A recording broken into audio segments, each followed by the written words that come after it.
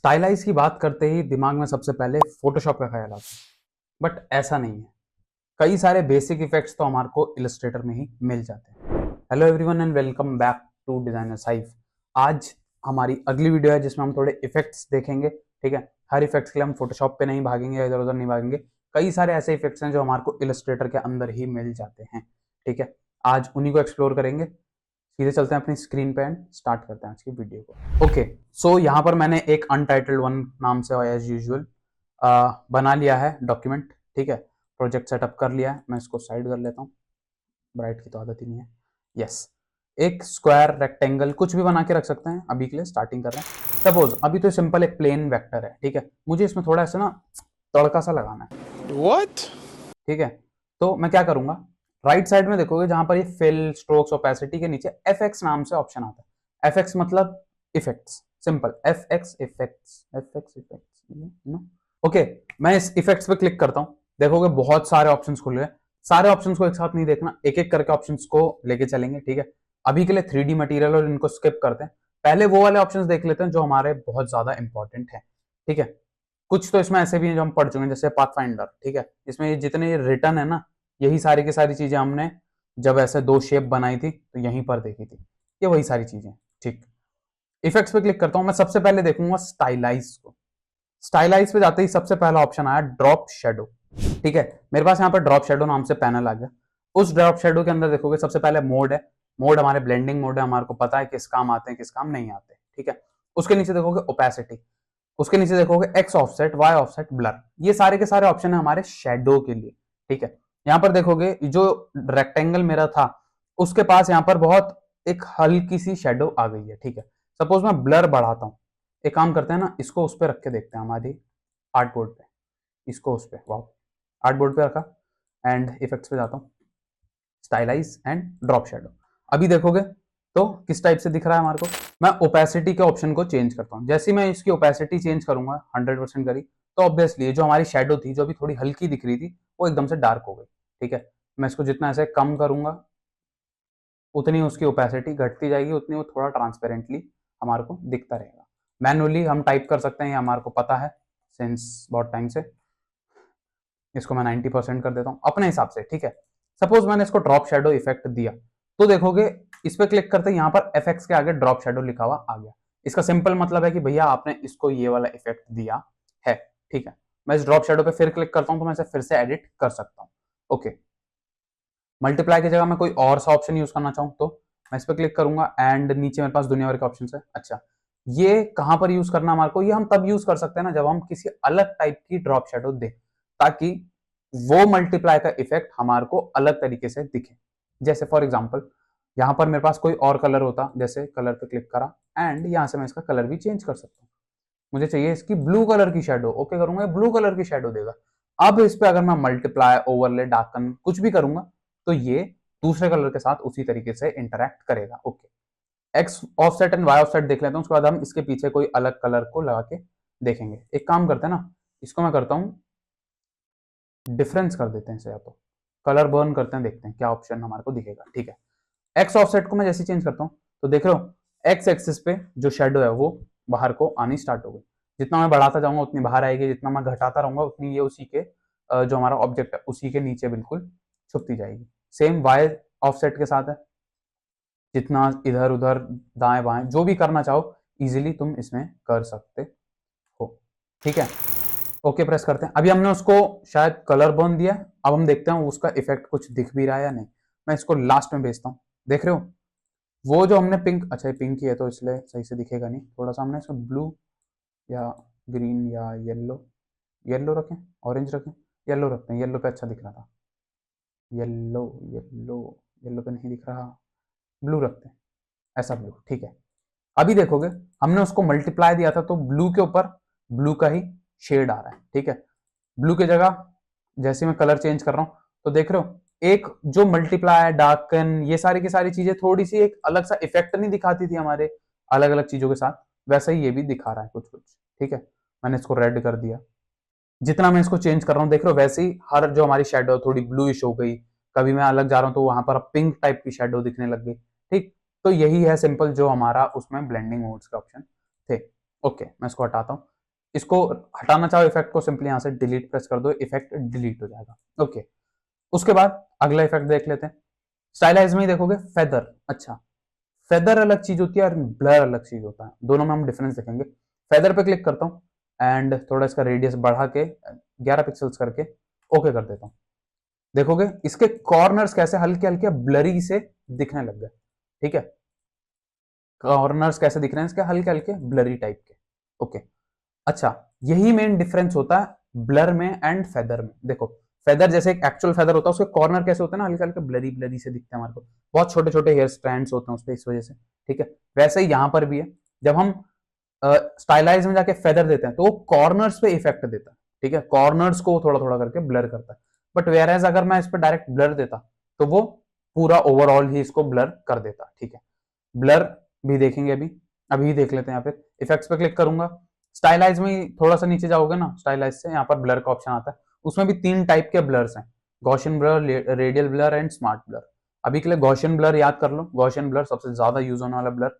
ठीक है, एक अमाउंट से ऊपर मत करना, नहीं तो पीसी के वाट लग जाएगी, पीसी की आग निकलने लग जाएगी पीसी में से, स्पेशली गर्मियों में। ठीक है, जितना मैं इसको देना चाहूँ इफेक्ट, उतना मैं इसको इफेक्ट दे सकता हूँ। देख रहे हो कैसे एक पॉइंट के बाद जो हमारा ब्लर है वो बहुत अजीब सा बिहेव कर रहा है। ठीक है, क्यों? क्योंकि ये बाहर के तरफ भी उसे स्प्रेड कर रहा है, ओवरऑल पे लग रहा है। फेदर क्या होता है, फेदर सिंपली सटल होता है, बहुत ज्यादा एजेस एजेस पे लगता है।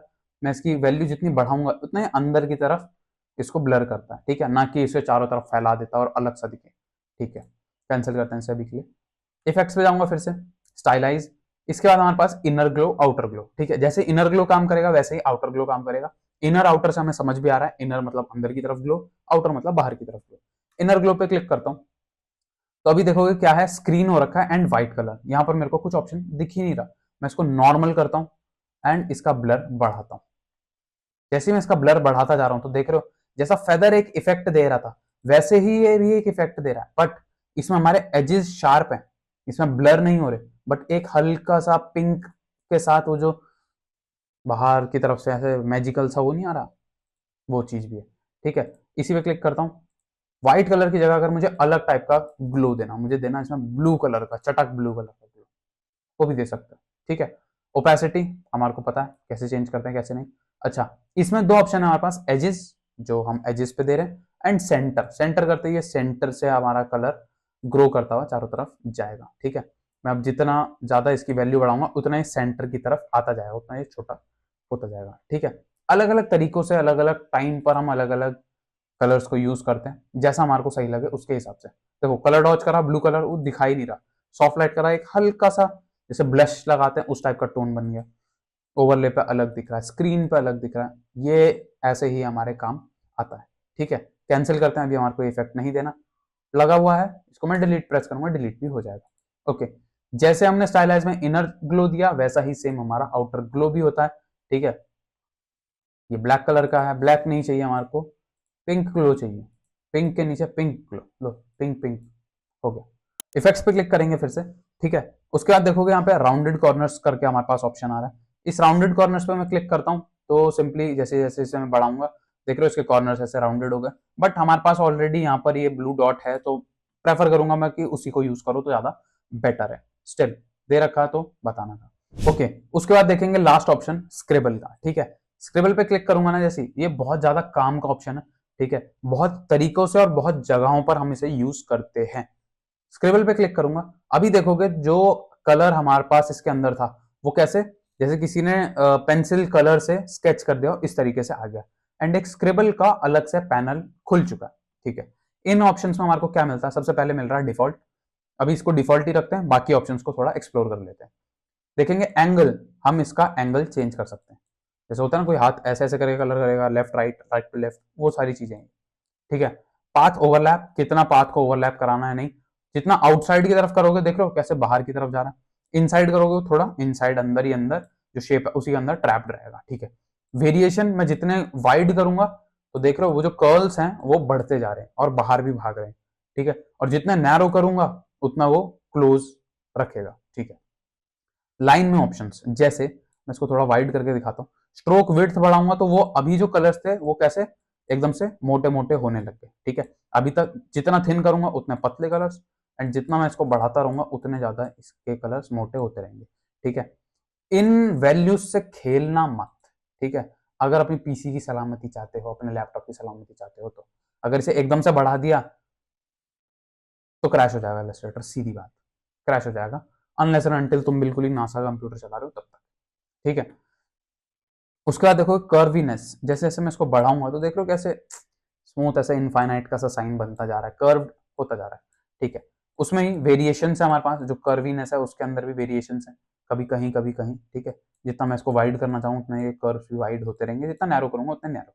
ठीक है, सेम वैसे स्पेसिंग, स्पेसिंग में जितना बढ़ाऊंगा देख लो कैसे सिंगल लाइन, थोड़ा और कम करूंगा तो धीरे धीरे करके उसके numbers of lines and number of spacing tight होती रहेगी। वैसे ही ये तो बिल्कुल ही जीरो कर दिया, हो चुका है क्रैश।